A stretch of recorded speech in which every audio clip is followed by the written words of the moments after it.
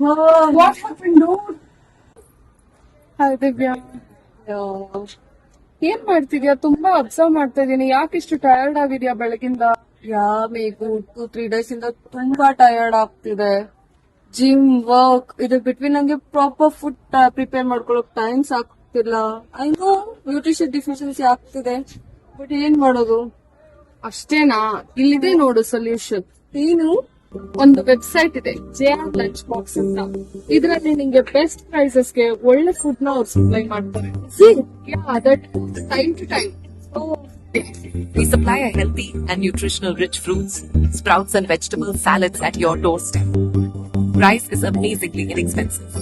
Please log into jrlunchbox.in.